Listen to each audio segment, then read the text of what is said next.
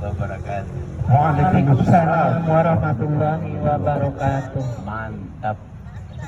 Semangat. Semangat. Ada pertanyaan lalu dijawab. Perlu dijawab?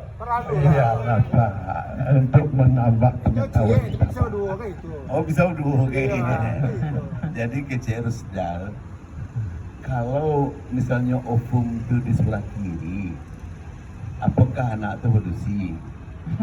Kalau ovum masak itu di sebelah kanan, apakah anak itu laki-laki? Dan dilanjutkan, bagaimana caranya supaya dapat anak yang kita idamkan? Ada yang mengidamkan laki-laki, ada pula yang mengidamkan perempuan. Kemudian kata Pak Edi, Prof katanya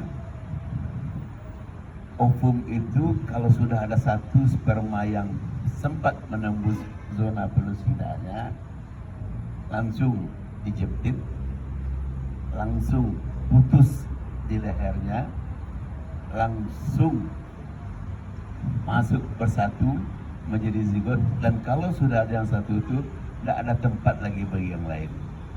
Itu sabda alam. Alam bersabda bahwa kalau sudah ada satu, tidak ada godaan dari yang lain segagah apapun.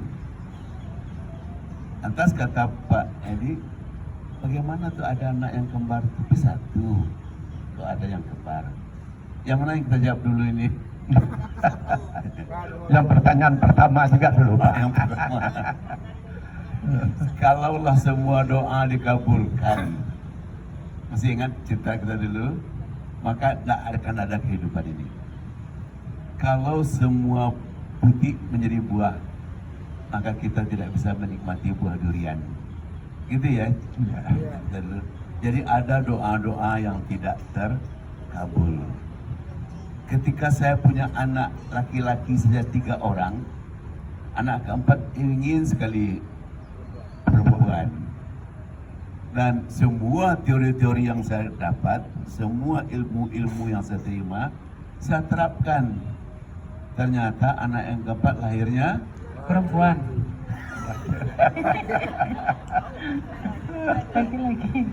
Laki-laki lagi. Alhamdulillah. Ternyata keempat-empatnya itu adalah jadi Arjuna. Iya. Karena mirip ibunya, ya, tinggi-tinggi. Kemudian ya alhamdulillah jadi orang semuanya. Alhamdulillah. Jadi Bapak Ibu sekalian, boleh kita mencobakan teori-teori, boleh kita mencobakan apa-apa saja yang kita ketahui, namun hasilnya tetap yang di atas sana yang menentukan. Jadi begitu Pak Rusdal, kalau waktu lah ditakdirkan dapat laki-laki, ya laki-lakinya yang kedua. Mungkin ini doa daripada orang tua. Orang tua Ibu Zurtias punya anak perempuannya semua. Sehingga di kampung itu kalau ada anak laki-laki itu tidak dipandang orang. Kecek tidak dengan orang. Keceknya lurah indak batu. Hijau tidak pasaga. Hijau indak pasaga. Kalau tidak didangga orang kecek aku doi. Berdoalah orang tua itu jadi kalau supaya dapat keturunan laki-laki. Sesudah itu laki-laki aja semua. Alhamdulillah. Kemudian kata Pak Edi, tapi satu, kok ada yang kembar?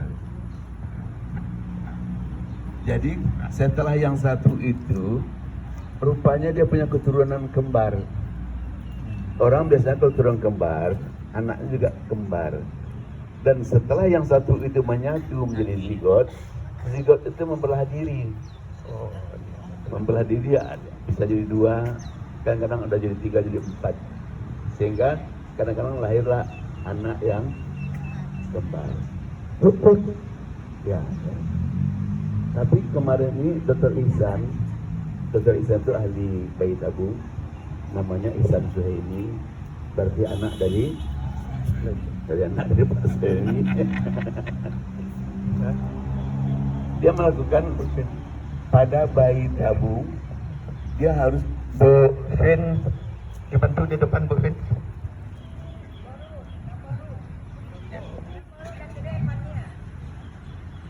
Ya. Ya. Jadi kata Dr. Ihsan itu untuk mendapatkan anak, karena ada yang sudah 15 tahun, ada yang sudah sampai 17 tahun, belum juga punya, belum juga dapat pergi kemana-mana. Dan dia memilih dimasakkannya ovum itu sehingga betul-betul menjadi ovum yang excellent. Dia pilihnya sperma, mana sperma yang paling canggih di antara semua sperma yang ada itu. Kemudian keduanya itu dipertemukan, diadunya.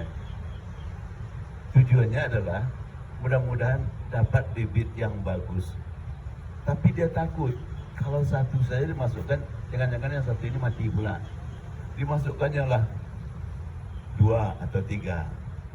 Satu hari orang yang sudah 15 tahun, seorang Pak Perwira Polisi yang udah kemana-mana pergi dapat anak juga, lantas dia dapat 2 sperma yang canggih, 2 ovum yang canggih, dikawinkannya. Setelah dikawinkannya, dipertemukannya, ditanamkan kembali ke dalam rahim. Ternyata di antara yang 2 itu, yang satu membelah lagi, sehingga 2 yang ditanam, 3 yang dapat. Itu rezeki orang itu luar biasa gembiranya, luar biasa itunya. Jadi dapat kembar, bukan kembar 2 tapi kembar 3. 2 ditanam, 3 yang dapat. Jadi pertanyaan 1 sudah kita jawab, 2 sudah kita jawab, maka berakhirlah ceramah kita pada hari ini. Alhamdulillah. Karena perjuangan akan dilanjutkan. Adalah orang-orang yang sukses diawali dengan kesuksesan yang pertama. Kesuksesan yang pertama adalah kemampuan dari ovum memisahkan 375 teman-temannya, dan kemampuan sperma memisahkan 250 juta temannya. Yang 2 itu bergabung menjadi 1. Yang 1 inilah yang luar biasa. Inilah kesuksesan manusia yang pertama, dan akan diikuti oleh kesuksesan yang lain.